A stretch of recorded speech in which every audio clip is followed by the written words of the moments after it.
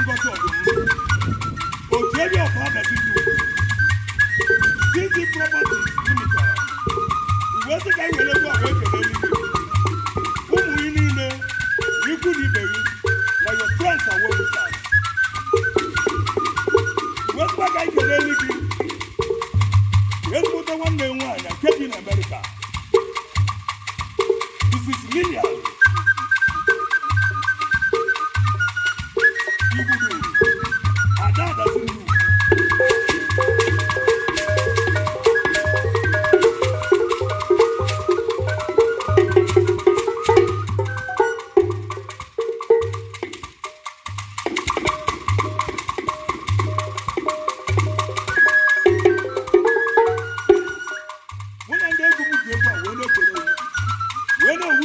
Happy birthday and many more years. Ojebi of Adasi Group, CZ Properties.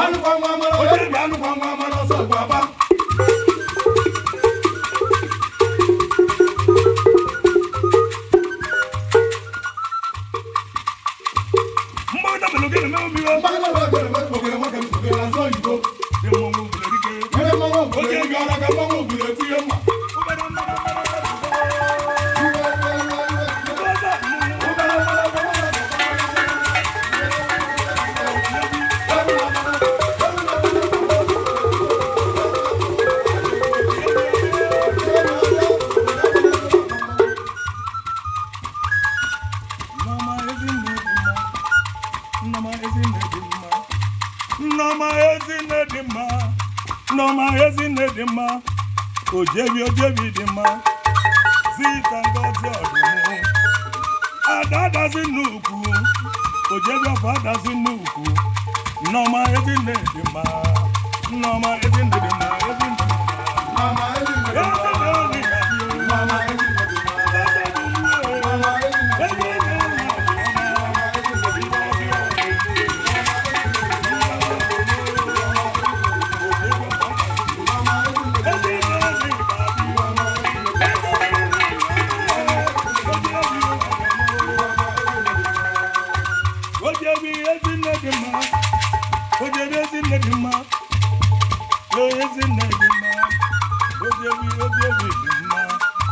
no my head in the mouth. Oh, Jamie, head in the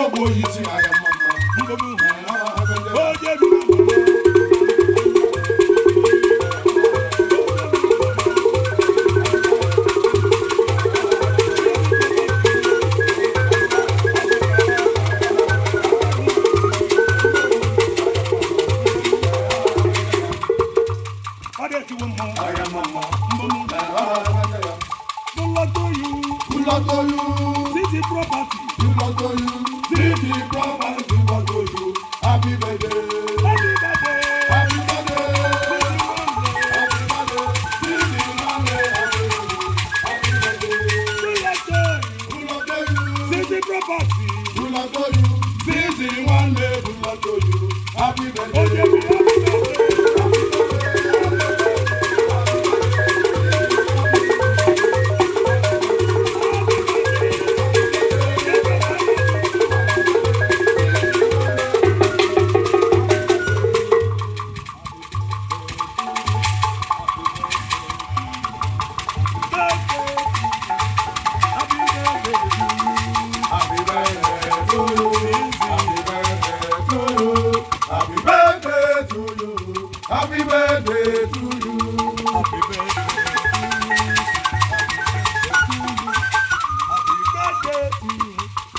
birthday to you, Zizi. Happy birthday to you. Happy birthday to you.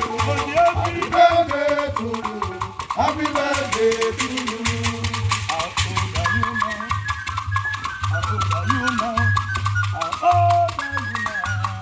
How old are you now? Happy birthday to you. Happy birthday to you. Zizi. Happy birthday to you. Happy birthday to you. Many more years to you. Many more years to you. Many more years to you. Many more years to you. Zizi. Happy birthday to you. Happy birthday to you.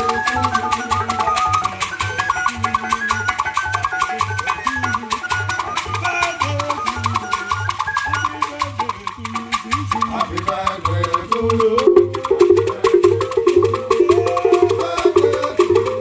Happy birthday to you. Happy birthday to you. Many more years to you. Many more years to you. Many more years to you. Many more years to you, Zizi. Happy birthday to you.